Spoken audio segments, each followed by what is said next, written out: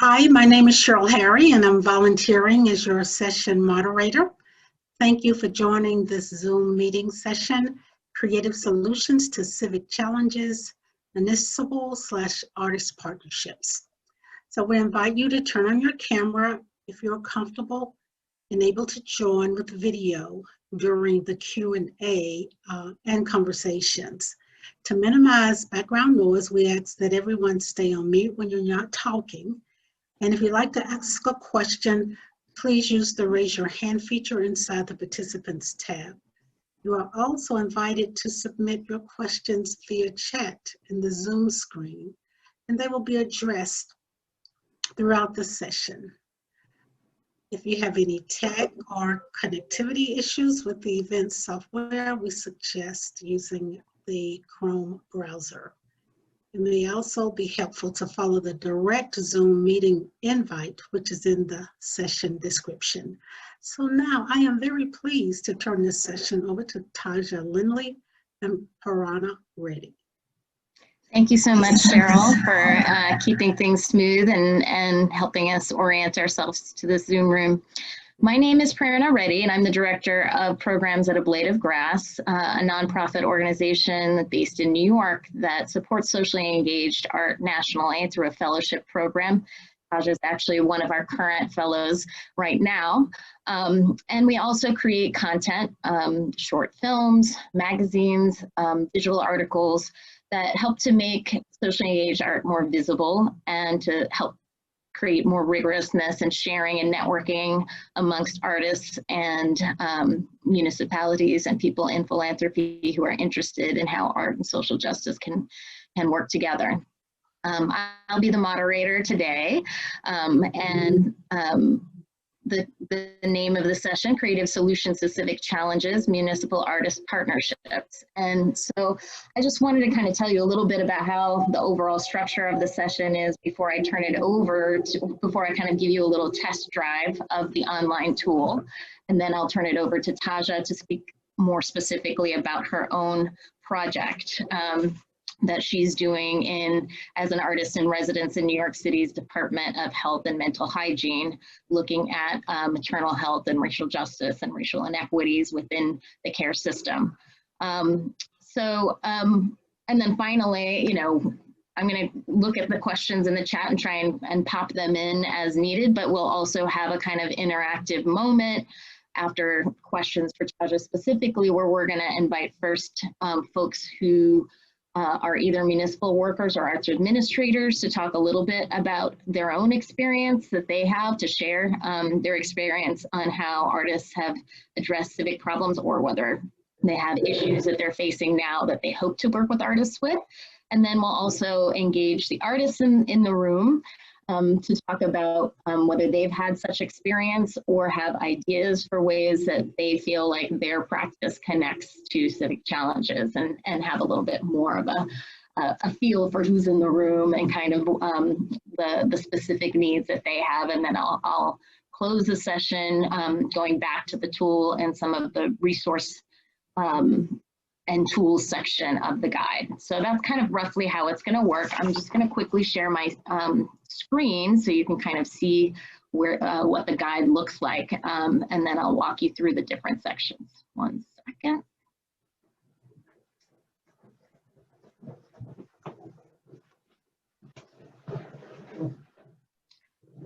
Here we go. So A Blade of Grass worked with Animating Democracy, a project of Americans for the Arts, and we undertook research and production of this guide as a result of work that we've been doing in our respective locations. In 2015, A Blade of Grass began evaluating New York City Department of Cultural Affairs PAIR project, which Taja is working with, even as Animating Democracy was doing similar work with the Mayor's Office of Arts and Culture in Boston and the city's Artists in Residence program. Both programs are placing artists in multiple agencies, tapping their creative thinking and skills to generate different approaches to ongoing challenges and opportunities. We observe that this phenomenon is growing across the country, and we want to understand what this practice looks like and gather the wisdom of practitioners and thinkers involved to articulate a range of ways that it is happening. And we want to communicate the artfulness as well as the nuts and bolts, both of which are core components of such projects for all their diversity. So that's what we were trying to capture in this guide. There are over 20 municipalities and artists working with those municipalities that were interviewed and whose knowledge is kind of gathered together in this guide. We call this a relationship guide to forging strong and sustainable creative partnerships. And the reason that we wanted to think of it as a relationship is because we believe partnership is kind of a separate thing than a traditional contract for services or commissions. Each of these structures are bringing artists into working relationship with a civic agency, and there's a mutuality of purpose that benefits, purpose and benefits that involve sharing risks, responsibilities, resources, and art, respectively, to address different issues, sometimes better than either could alone. And in relationships, we're recognizing that even the most knowledgeable and committed agency staff cannot respond to all of the challenges it faces with the means at its disposal. And that artists who seek to be socially engaged have much to gain by developing strong relationships with municipal agencies whose goals they share. And this can result in generating new strategies in one city department or across multiple agencies, or in relationship to the residents of a particular neighborhood, or within an agency, looking at the kind of culture within the agency and the staff itself. And while art is no panacea to all of these problems, we believe that creative strategies are contributing, encouraging, and even remarkable results. But for partnerships to reach their potential, the very notion of who's an artist and what they must do should be understood perhaps more broadly. Being an artist may be more about a sensibility than a product that gets made.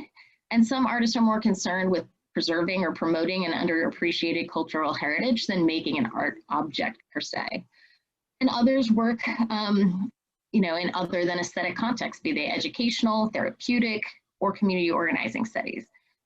And what we've noticed is that the degree of recognition of an artist is not necessarily a good indicator of how creative or well suited to municipal partnerships an individual artist may be. Some artists organize and curate other artists or engage the creative capacity of community members or municipal workers rather than make their own product. And not all artists are attracted to partnering with government. Agencies seeking to partner would do well to kind of expand their idea of who might be an artist in their community and which artists might be temperamentally most suited to civic contexts. And similarly, artists need to think about who municipal workers are. So this is about kind of like creating something that is relationship based, and that's kind of the kind of big takeaway and why we call this a relationship guide. Just to tell you a little bit about how the guide is structured, this is a free online tool, municipal-artist.org. Anyone can access it for free. And there's a few different sections. There's a nuts and bolts sections, and this is kind of like the brass tacks, how our partnership started, by whom, what ways do you find artists? How do you structure various what are the different kinds of structuring possibilities? How are they funded? How do you budget? All of those types of things. And then we also have profiles and snapshots. As I mentioned, there's over 20 case studies. Some of them have longer profiles and some of them have some shorter snapshots that you can access. And then we have tools and resources, which are kind of sample documents that partnerships have shared with us, as well as evaluations, readings, and other kind of things that might be useful background material for you.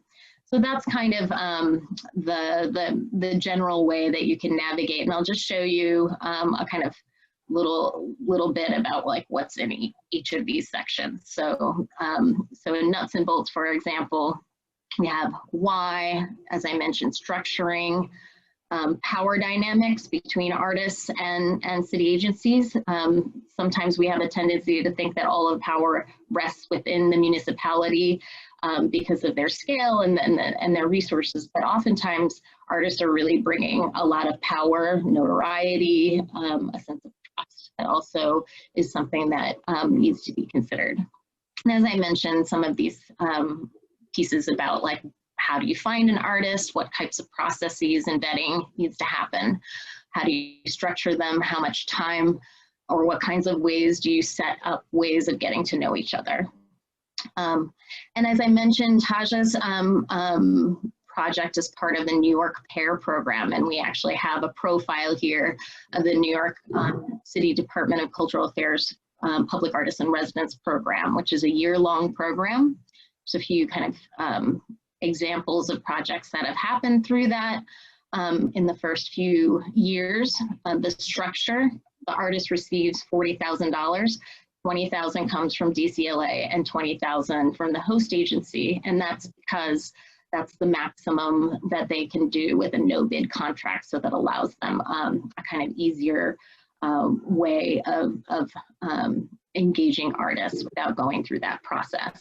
But that also means that they're scheduled for 1 year, but nearly every project has needed more time. And Taja's project, for example, has finished her first year and is going into its second year. And that's due to the fact that she's found support from us, as well as the hosting agency wanting to continue and finding resources for that project to continue. So with that, I wanted to kind of stop my sharing of the screen, and we'll go to the nitty-gritty of what a partnership actually looks like. So hopefully that's done now. So I wanted to introduce Taja now. Taja is a New York City-based visual artist and performing artist with a history of working with nonprofits, research institutes, and government on policies and programming that impact women and girls and communities of color. And she will be sharing a project that she has developed first with a community in the Bronx, as well as talk about how that project has had to evolve due to the challenges of the pandemic. And she'll also talk about some of her own strategies about how both to engage the community as well as build buy-in from a larger collection of folks within the agency. So with that, I turn it off to Taja. Thank you. And I want to let everyone know I live in Brooklyn on a very busy street, so it's very likely that you will hear background noise, car honks, music from cars, etc. So I give thanks in advance for your grace and patience. So I'm going to share my screen so I can share some slides I put together for today's presentation. Okay, let me go into present mode. So I'm an artist based in Brooklyn, but as we know, inside of a capitalistic economy, artists aren't always able to make a living from their work. So there's a number of different things that I do in addition to being an artist. One of them includes being a consultant. And so I'm going to give a little background history before I get into what my project is, to talk a little bit about my relationship with the health department. So before I came on as an artist in residence last year, I was hired as a consultant, a sexual and reproductive justice consultant working on a community engagement project, a 5-year funded project between the health department and community members. And that looked like academics, researchers, doulas, other health practitioners, activists, representatives from nonprofits that served communities that are most impacted by health inequities concerning sexual and reproductive health.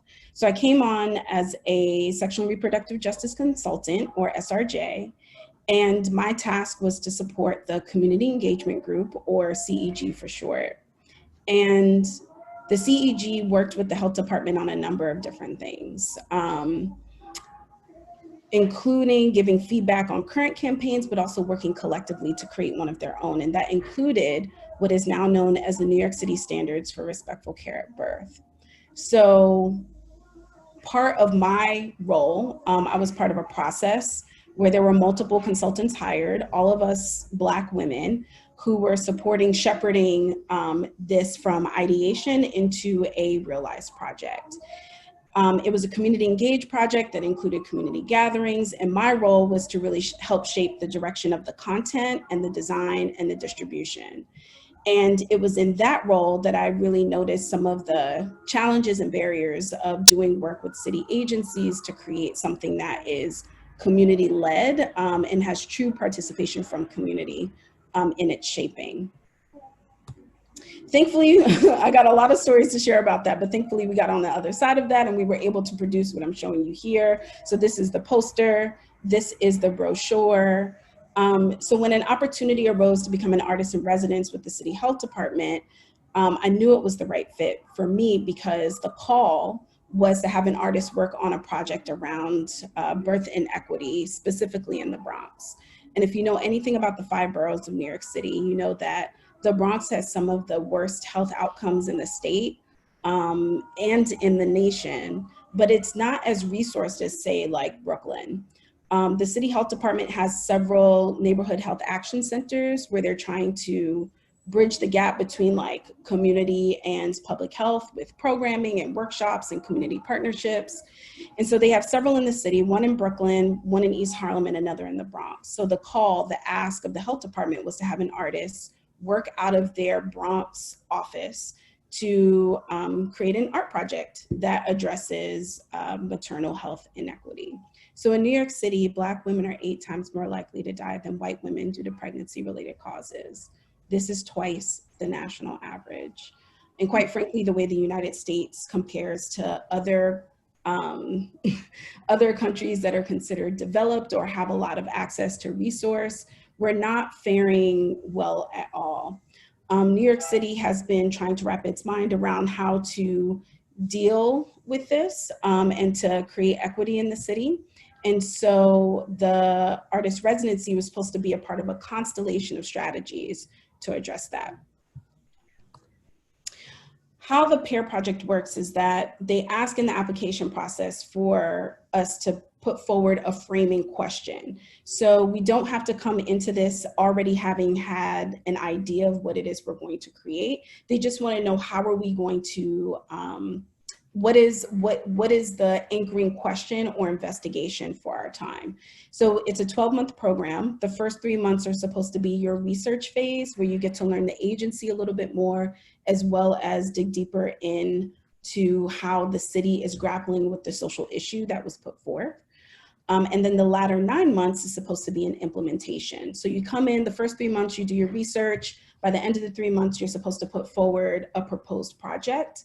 And the last 9 months, you move that project forward. And there's a lot of flexibility with this because DCLA understands that creative processes, like there's a number of different things that allow them to be possible and some challenges that don't allow them to be possible. So the guarantee was that we were going to be funded regardless if we were able to see the project through. There was flexibility in changing our project throughout. So my framing question is this.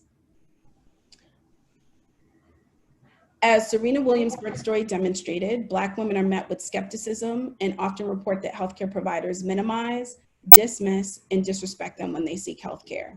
How can the voices of local Black women transform persistent racial inequities in New York City's birth outcomes?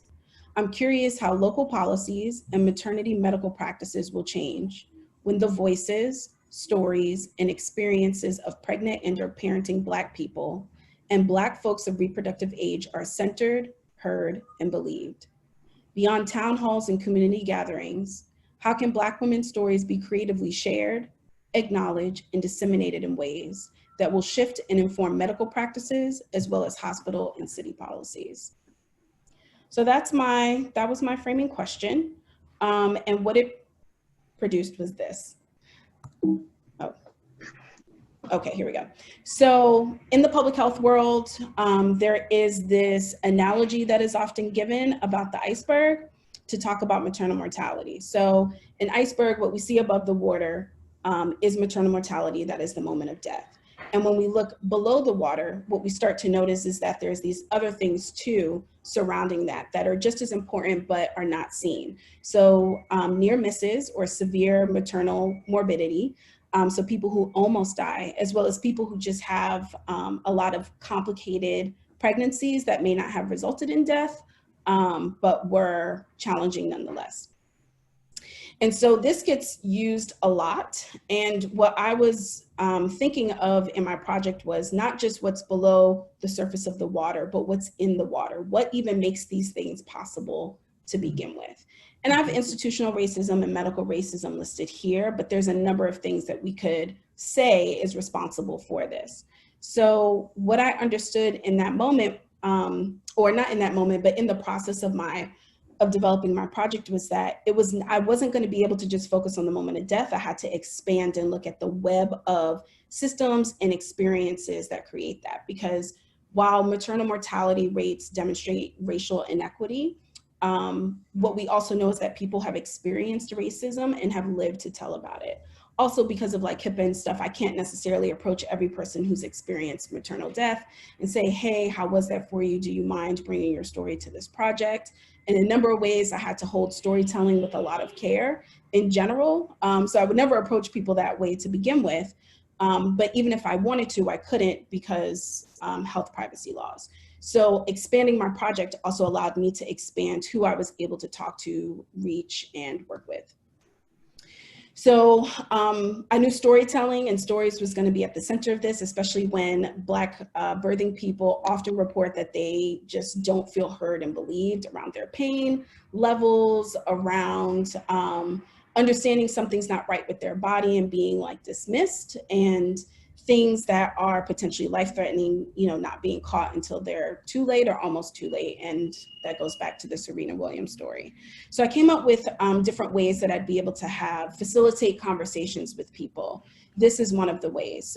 This is the Bronxburg Justice deck. So I'm into oracle cards and tarot cards, and I was inspired by this, by that practice to create this. So on the bottom right is what is on the back of every card. And then when you turn the card over, you're met with these different questions like, who do you go to for medical advice? Who taught you about your reproductive health? Do you trust your doctor? Why or why not? How was that trust built or destroyed? These questions allowed me to have conversations with people and to develop intimacy very quickly. So all of the cards are turned over and all they see is this bottom right-hand corner, which says Bronxburg Justice. So it feels a bit like a game. And I invite people, I tell them who I am, what I'm doing, that I'm concerned about, maternal mortality and maternal health. I explain the statistics and what's at stake. And for folks who chose to engage, they would sort of pick a card, flip it over, and we'd have a conversation. And I've had a lot of intimate conversations about people's sexual and reproductive health practices, about what kind of contraception they're using or not using. And so, yeah, this deck has been helpful in facilitating conversations between strangers, namely between myself and Bronx residents. I also facilitated conversations through intimate story circles. So I held Bronxburg Justice Story Circles in partnership with a number of different community-based organizations based in the Bronx that were working with the populations of people I wanted to reach. So this is just one of the flyers that I used. When I partnered with the St. Anne's Corner of Harm Reduction. So they work with folks in the Bronx who are using drugs or have used drugs. They provide a safe space for them and different services, hold different workshops and conversations. So I was able to work with their women's group. I was able to host almost a dozen of these conversations with folks in the Bronx. And what was coming up and what was coming alive for me was that what I had suspected was true, that people have experienced racism, they can live to tell about it. And there are things that happen beyond death that are in this conversation of health inequity. Part of my ability to build trust with folks in community included making it anonymous. I made it very clear that I work with the health department, I don't work for them. I did not collect sign-in sheets because I wanted people to know that their anonymity was a priority, and so that people felt comfortable being able to share their stories with me. I also did not come in like a public health worker. I was not taking notes as folks were talking. After story circles, I would jot down some sort of general themes and things that stood out to me so that I'd be able to have a sort of record of what kinds of conversations were unfolding so it could inform what was supposed to happen but has been indefinitely delayed because of COVID, which is the Bronx for Justice Gathering. So this was slated to be my culminating event project for the first year of my residency. And I say the first year because PAIR is set up to be a one-year program, but the host agency has the discretion to decide to continue the residency if they want to. And I was feeling very ambitious my first year and quickly discovered that everything could not be done in the 9 months that I had to implement. So this was meant to culminate and then lead into what I got funded for through A Blade of Grass, which I'll talk about in a moment. But essentially the Bronx for Justice Gathering was slated to happen at the end of Black Maternal Health Week, which happens in April.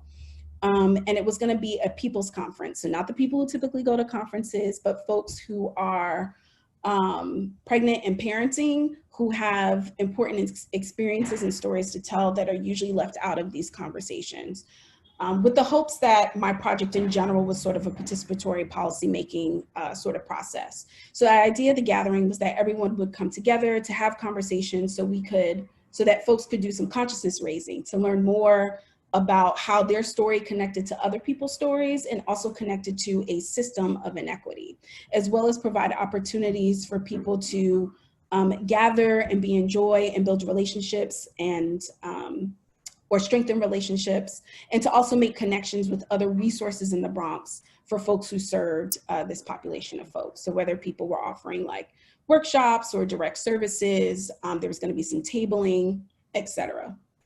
So now I'm gonna toggle between what was gonna happen and what has happened. So this is a diagram that I submitted to A Blade of Grass to explain sort of what my process was. And I explained a little bit of it here, right? So consciousness raising, community building, that is what the story circles, the Bronx for Justice deck, and what the gathering was set up to do, to move us towards co-creating the Bronx for Justice Tribunal. A tribunal is usually a legally adjudicated event. This was going to be a more creative take on it, where the idea of a testimony is more than just like a congressional testimony where you come and you read something off of a piece of paper, but it would include performance, it would include installation. I was really open to what it would look like and to co-creating it with a group of people that had attended the gathering, folks that had met through the story circles. So this is really taking a community organizing approach to the project. The tribunal was meant to engage people with direct experience to tell their stories, not only to the New York City Health Department, which is where I was an artist in residence, as well as hospitals and medical providers, but also the other institutions that are implicated in people's stories. People talk about navigating homelessness and how the homeless shelter system makes it challenging for people to be able to live in their body with autonomy and to be able to make choices that support their sexual and reproductive health in their families. So we needed the Department of Education, the Department of Homeless Services. We needed local elected officials to be able to be in the audience. I wanted to make sure that my relationship with the health department was able to leverage and bring in all of the people that need to be at the table so that maternal health is not just seen as a public health issue, but it's a racial equity issue for the whole city to tackle. And this is just talking about who are the people that would potentially participate. So basically people who are pregnant, who had miscarriages, people who've had abortions, people who've never been pregnant before but have the capacity to be pregnant. Anyone with a uterus who was living in the Bronx was welcome to participate in this project. And that is because there's a number of different outcomes that come from pregnancy, and there are a number of different ways in which people get pregnant. Some of them voluntary and some of them not. And so it was important to include everyone who had the capacity to get pregnant in the project. So that was supposed to take place this fall. The gathering was supposed to happen in the spring. The tribunal was supposed to happen in the fall, potentially with a contingency plan to happen next spring, but COVID happened. And so I quickly needed to find a pivot. I believe as a performance-based artist that there's something spiritual that happens in person when a performance is being facilitated. And I still stand behind that. So I didn't think the tribunal would necessarily translate to an online platform, but I thought it'd be good to have the conversations that would have been had at the gathering online via a podcast. And I chose a podcast instead of Zoom because I felt like the people I wanted to reach weren't necessarily going to come to a Zoom gathering. And there's something to be said about how podcasting doesn't necessarily reach everyone. Not everybody is invested in it. Not everyone's listening to podcasts, but it was a way to have an intimate conversation online. And so I launched the podcast on my birthday in July. The first episode featured a conversation with my mother about what it was like to give birth to me in 1985 in New York City. So the birth of the podcast starts with a birth story of the host and creator on my birthday. It just felt really kismet to be able to move it forward in this way. So that was the first episode. There's been 12 episodes, and with each episode that I put out, I also promote it with a graphic. So it includes this episode release. There's usually a quote that I pull from someone. So this is from Carmen Mojica, who is a midwife and a doula and a mother based in the Bronx, who says, "We need to get the F up out of these hospitals. The task of creating racial equity and eradicating racism from the United States is so many years in the future. We can continue to work on that, but if we want this to stop effective immediately, we have to create our own spaces to give birth safely, period." So this is a space for dialogue and debate. I don't censor anyone. People can say whatever they want about the health department, whatever they want about New York City, whatever they want about New York City hospitals, because it's really about encouraging a conversation for us to grapple with what is, so we can create what comes forward. I consider myself to be a memory worker, and I feel like truth telling is really important before we can even get to reconciliation. And the tribunal was kind of like a truth and reconciliation, but with a emphasis on the truth, and was designed to leverage a participatory policymaking process where people who were involved in the tribunal would have a say in sort of what comes out of that, like what's next now that we've laid it out on the table. So this last thing I'm going to share, and I'm going to be quiet because I know I'm probably coming up on my time. I want to share a clip from one of the episodes. It's 60 seconds long. And I did need to make this note, which is that part of my pivot with COVID was not only to make a podcast in lieu of doing in-person events, but it was also to look at the city overall versus focusing on a single borough. Part of that's because I live in Brooklyn and the Bronx, and riding the MTA in a pandemic, it was a lot. But also what is clear is that what's at stake in the Bronx is also what's at stake for the city. And I did put a heavy emphasis on Bronx-based participants and drew a lot of connections in the podcast to the Bronx. So with that, I'm going to share this clip and then move us along to the next part of the agenda. Pregnant people who use drugs are seeing removals and investigations and surveillance of their home and body that are inconsistent with medical practices, that are inconsistent with what we see with white people who are also using substances at same or higher rates. And we're seeing this still legacy of the war on drugs center itself and actually be ground zero in our child welfare system.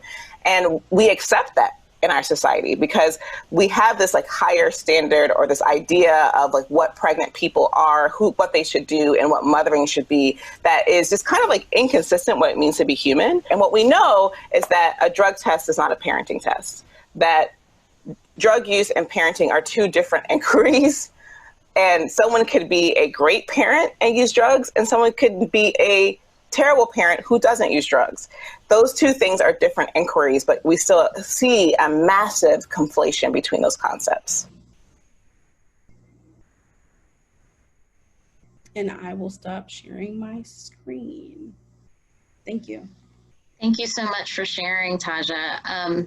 So I wanted to kind of, I've been trying to sort of answer some of the questions in the chat while you were speaking, but you know, there were some questions that people had about, you know, how much did you know about your process? You know, those diagrams are incredibly detailed. You know, how much did you know about the process at the beginning?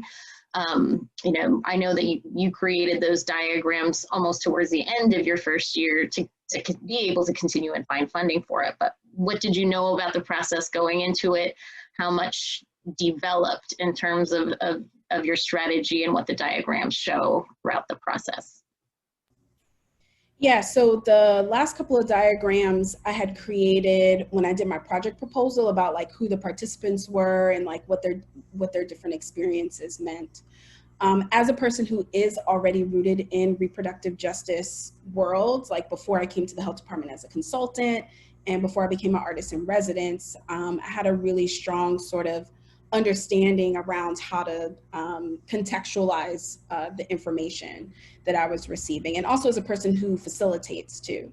I will say that the Blade of Grass application process did help me to hone some of my ideas and create visuals for them, and to really put on paper what was sort of swimming in my head, to really create some like concrete context.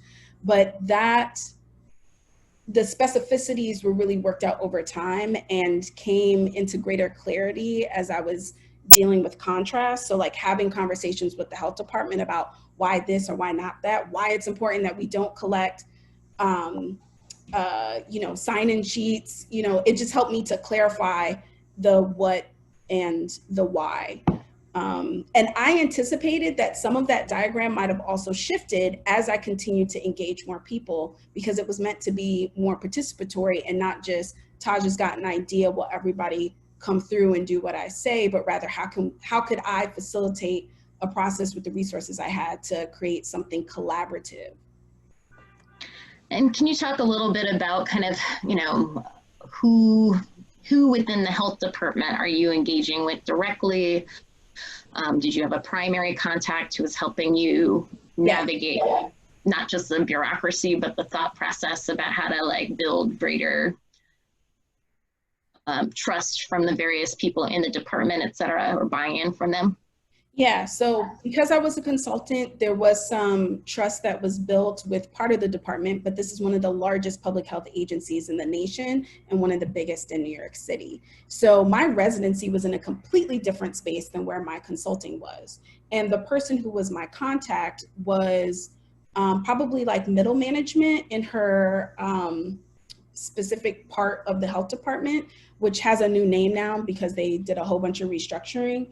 But essentially, she was the person who worked with DCLA to craft the call and was my main point of contact in the headquarters of the health department.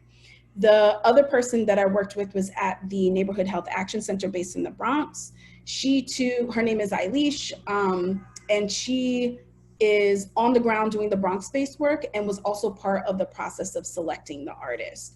So the people who were part of the selection process were also part of my like day-to-day residency experience. Right. And I know there's some more general questions about kind of like how are, if someone wanted to initiate this, how would they? And I'll get to that perhaps at the end when I go back to the guide and show you where in the guide some of those different models are, because the how they get initiated is very different. And sometimes it's artist driven, sometimes it's nonprofit driven, sometimes it's funder driven. Sometimes cities are actually thinking about how to address specific issues around diversity, equity, inclusion, and see this as a way to get some fresh perspectives on that, and are actually mandated to have specific funding to do that work and can parlay that into artists' collaboration. So there's a bunch of ways, and I'll show you where that is. Can't go into too much of the weeds because there's so many different ways. The Department of Cultural Affairs, DCLA, is the Department of Cultural Affairs that Taja mentioned, was the initiator. So of this, Tom Finkelpearl, who was the commissioner at that time, started it. It was inspired by an artist-initiated residency, Meryl Laderman-Euclides, just basically reached out to the Department of Sanitation 40 years ago at this point, and became a kind of unpaid person, but had an office in the Department of Sanitation, has been doing collaborative work. And that was kind of an inspiration to kind of create something that was more equitable, where artists got paid to do that work, and as well as something that had an intermediary like the Department of Cultural Affairs that would help the agency and the artist interface with each other, and create a kind of more formal process for something like that, but it was built on something that was artist initiated. The other questions that we have, you know, we only have like about 10-15 minutes left, and I know we want to hear from other people too who might have experiences in this.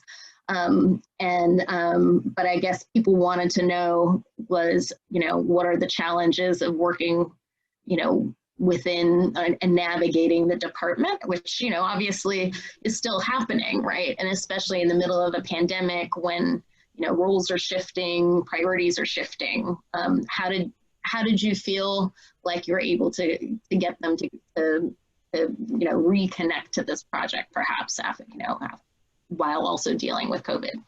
Yeah, so my contact in the health department headquarters got activated around COVID, which meant that her workload shifted from whatever her normal day-to-day stuff was into a COVID response.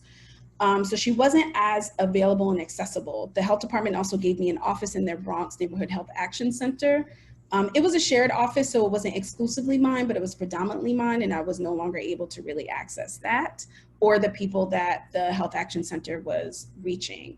What became clear, though, during this pandemic is while COVID is happening, we've also had some parallel pandemics around racism in healthcare, and that came to the forefront as a couple of Black women died during childbirth during this time.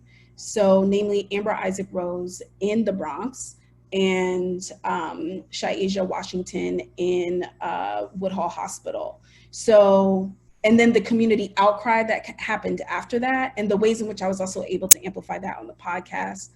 I believe the health department is still in an understanding that this is important ongoing work, and that it also has some connection to this current moment because COVID is impacting people's birthing experiences. So when people were told they were not able to have like a partner come with them, or they had to birth alone, like folks of color, doulas were like in outrage because you already have a situation where people don't feel heard and believed, and to send them in there into birthing circumstances and situations alone was just not tenable. So it's still in conversation with COVID, even though it's not COVID itself.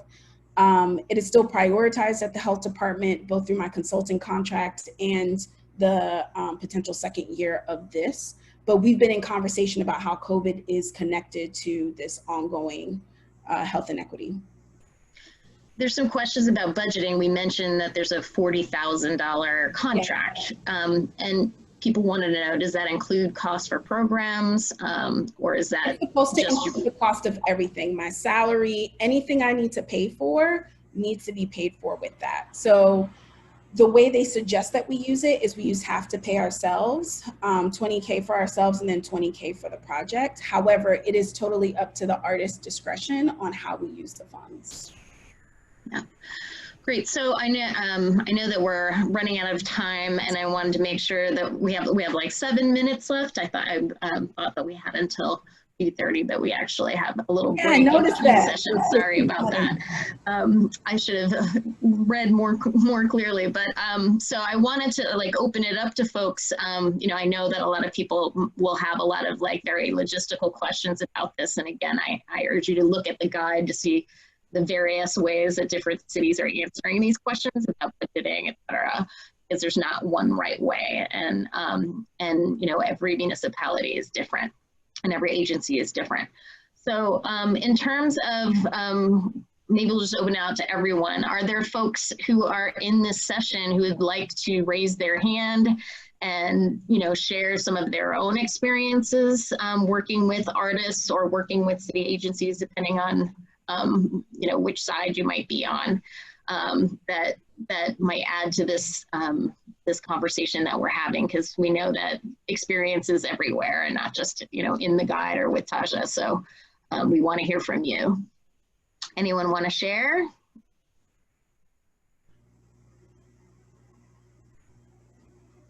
I know y'all do. Y'all put questions in here. Oh, I see Dr. Keith Lee. You know, unmute yourself. Hi, unfortunately, I'm not going to be able to appear on screen, but I can talk.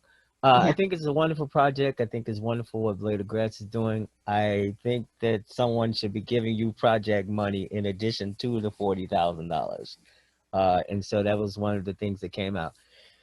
And this question is for both of you, actually, because some municipalities have not been prepared to understand the value of an artist working with them. So some will come and say, I have this idea, but have no steps, no intermediaries. How have you worked with those types of agencies? And in Taja's case, did you work with the health department to help craft the call? So the question is for both, you know, that intermediate space where an agency, and some cities don't even have municipalities that are capable of this type of work, but they have individuals who want to do it.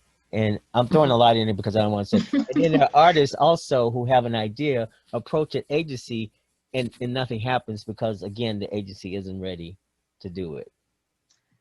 Yeah, I'm gonna share my screen. I mean, we're not necessarily as Blade of Grass acting as consultant shepherding, you know, people through the process, but I'm gonna share the screen just to the section where people, you know, where in the section you could see kind of how, you know, where, you know, like where all of this kind of stuff is. So, you know, sorry.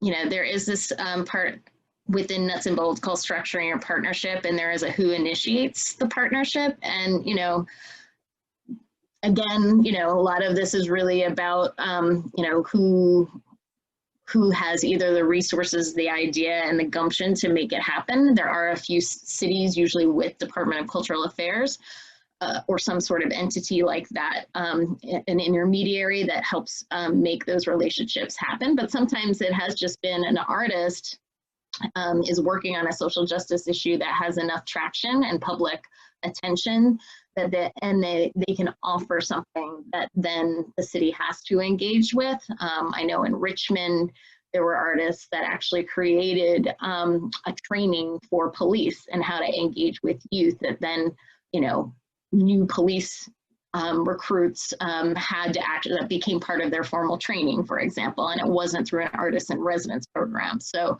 these are definitely different. And, you know, sometimes, you know, there's a funding opportunity that allows either an artist or someone in an agency to kind of work together to make something happen when the kind of bigger structures that are put into place by large nonprofits or local arts agencies aren't tenable. So that's one thing that I could add.